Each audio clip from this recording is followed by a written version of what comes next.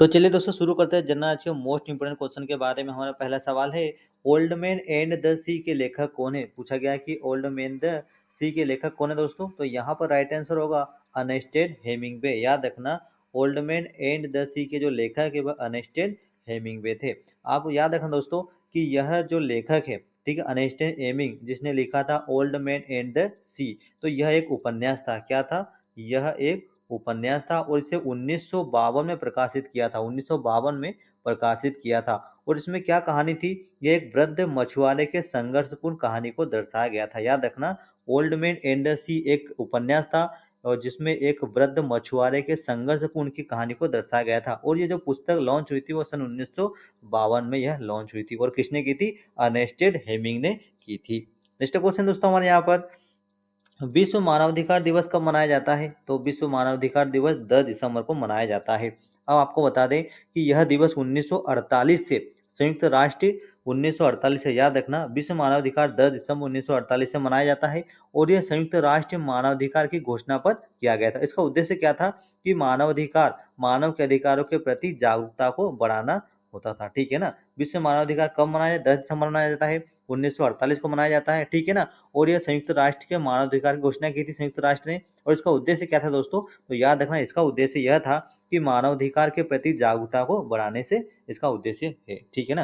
Next question हमारे यहाँ पर, गोवा के महत्वपूर्ण किले को बहमनियों से छीनने वाला प्रथम विजयनगर शासक कौन था? गोवा के महत्वपूर्ण किले को बहमनियों से छीनने वाला प्रथम विजयनगर शासक कौन था दोस्तों? तो हरिहर द्वितीय था। याद रखना, हरिहर द्वितीय था। आप याद रखना कि हरिहर द्वितीय ने 15वीं शताब्दी में, याद रखना, हरिहर द्वितीय ने 15वीं शताब्दी में गोवा के किले को बहमनियों से मुक्त कराया था। किसने? हरिहर द्वितीय ने। और यह विजयनगर साम्राज्य की शक्ति का भी प्रतीक बना था। याद रखना, गोवा के महत्वपूर्ण जो किले को बहमनी से छीनने का कार्य किसने किया था? हरिहर द्वितीय ने किया था। और उसके बाद वह विजयनगर साम्राज्य की शक्ति का भी प्रतीक बना था।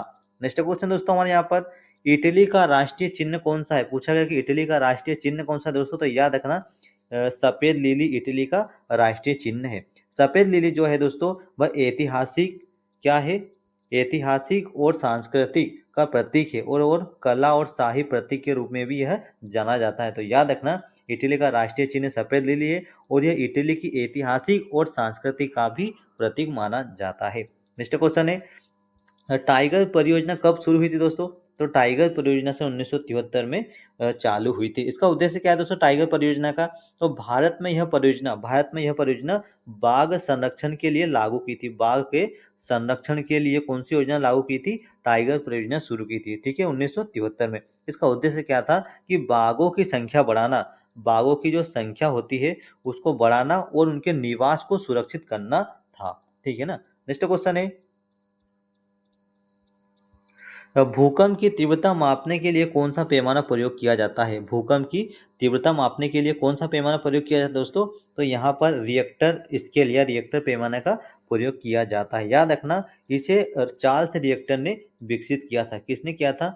चार्ल्स रिएक्टर ने। भूकंप की तीव्रता मापने वाला यंत्र रिएक्टर पैमाना कहलाता है और उसे रिएक्टर नामक वैज्ञानिक ने इसे बनाया था। ठीक है ना। नेक्स्ट क्वेश्चन दोस्तों हमारे यहाँ पर, उच्च न्यायालय के न्यायाधीश बनने के लिए न्यूनतम अनुभव क्या होना चाहिए? उच्चतम न्यायालय के न्यायाधीश बनने के लिए अनुभव कितने साल का होना चाहिए? तो 10 वर्ष का होना चाहिए। यहाँ पर right answer option number B. याद रखना कि भारतीय संविधान के अनुसार किसी व्यक्ति को जब उच्च न्यायालय का जो न्यायाधीश बनने के लिए अगर वर्ष पूछा जाए तो 10 वर्ष। कितने वर्ष? 10 वर्ष का किसी भी न्यायालय में उसका अनुभव होना बहुत जरूरी होता है, तब जाके उच्च न्यायालय का न्यायाधीश बनता है। तो ऑप्शन नंबर बी दोस्तों हमारे यहाँ पर राइट आंसर होगा। नेक्स्ट क्वेश्चन है, जर्मनी में नाजीवाद की वकालत किसने की थी? जर्मनी में नाजीवाद की वकालत किसने की थी दोस्तों? तो एडोल्फ हिटलर ने की थी। अब एडोल्फ हिटलर ने 1920 से 30 के दशक में नाजीवाद फैलाया था और उन्हें जर्मनी में सत्ता हासिल की।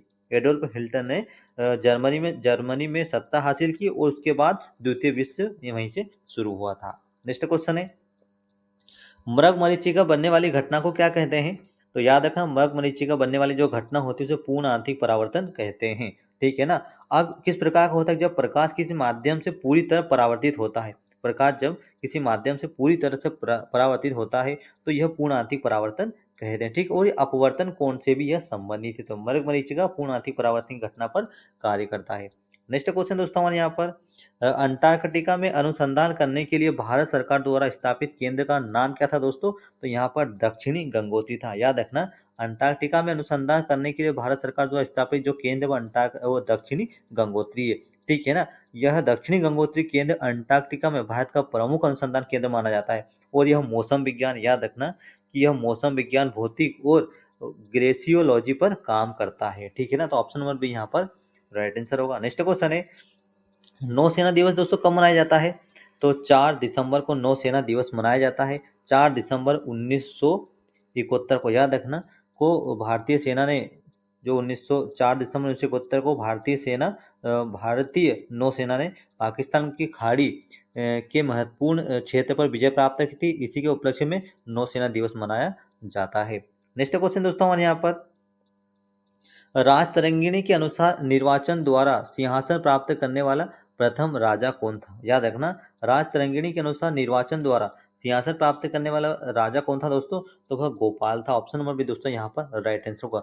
गोपाल ने चुनाव के माध्यम से सिंहासन प्राप्त किया था और वह जम्मू एवं कश्मीर के इतिहास की एक महत्वपूर्ण घटना मानी जाती है। नेक्स्ट क्वेश्चन दोस्तों हमारे यहाँ पर, मांसपेशियों के अध्ययन को क्या कहते हैं? मांसपेशियों के अध्ययन को क्या कहते हैं?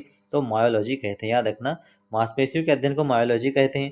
मांसपेशियों की संरचना और कार्य के अध्ययन को जो मायोलॉजी कहते हैं, तो यह क्या करता है? यह शरीर विज्ञान का एक महत्वपूर्ण हिस्सा होता है।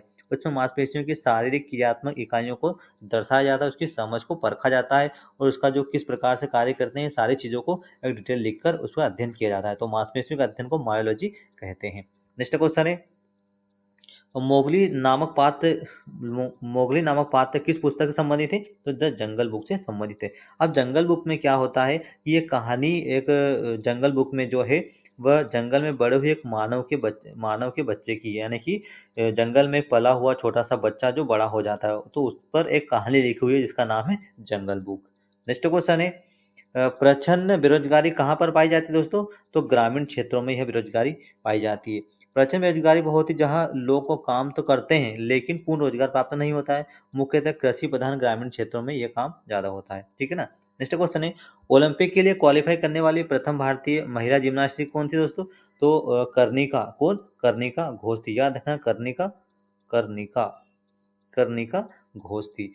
दीपा कर्माकर 2016 में रियो ओलंपिक में क्वालिफाई किया था और भारत की पहली महिला जिम्नास्ट है जिन्होंने ओलंपिक में यह उपलब्धि हासिल की थी। तो कर्णिका घोष, सॉरी दोस्तों, यहाँ पर ये जो क्वेश्चन है वह दीपा कर्माकर आएगा। ओलंपिक के लिए क्वालिफाई करने वाली प्रथम भारतीय महिला जिम्नास्ट कौन थी? तो दीपा कर्माकर थी। ऑप्शन नंबर यहाँ पर राइट आंसर होगा, जिसने 2016 में रियो ओलंपिक में क्वालिफाई किया और भारत की पहली महिला जिम्नास्ट जिन्होंने ओलंपिक में यह उपलब्धि हासिल की थी। नेक्स्ट क्वेश्चन है, सहारा रेगिस्तान में चलने वाली शुष्क हवा को क्या कहते हैं दोस्तों? तो हरमेटन कहते हैं। क्या हो कहते हैं? हरमेटन कहते हैं। नेक्स्ट क्वेश्चन है, सुएज जलधारा योजना किस वर्ष हुई थी? तो सुएज जलधारा 2002 में शुरू हुई थी। इसका उद्देश्य ग्रामीण क्षेत्रों में पेयजल की सुविधा को उपलब्ध कराना था। नेक्स्ट क्वेश्चन है, भारत में लॉर्ड मेयो की हत्या किसने की थी? कहाँ पर की थी? तो मुंबई में की थी। याद रखना, लॉर्ड मेयो भारत के एकमात्र वायसराय था जिसकी हत्या हुई थी और यह घटना भारत के स्वतंत्रता संग्राम के बाद हुई थी। ठीक है। उसके बाद आज़ाद बचपन की ओर पुस्तक के लेखक कौन है दोस्तों? तो कैलाश सत्यार्थी। याद रखना, आज़ाद बचपन की ओर पुस्तक के लेखक कैलाश सत्यार्थी थे। यह पुस्तक बाल अधिकार, बच्चों की स्वतंत्रता पर आधारित है और कैलाश सत्यार्थी ने बाल मजदूर के खिलाफ भी काम किया है। नेक्स्ट क्वेश्चन है, 1528 में बाबर ने चंदेरी में किसको हराया था? तो याद है, राजपूतों को हराया था। बाबर ने चंदेरी की लड़ाई में राजपूतों को हराया था और यह विजय मुगल साम्राज्य के विस्तार के लिए एक महत्वपूर्ण नींव की साबित हुई थी। उसके बाद ब्लूटूथ का आविष्कार किसने किया था दोस्तों? तो याद रखना, ब्लूटूथ का जो आविष्कार है वह डॉक्टर जॉब हार्सन ने किया था। ऑप्शन नंबर बी यहाँ पर राइट आंसर होगा। ब्लूटूथ तकनीक का आविष्कार डॉक्टर जॉब हार्सन ने किया था।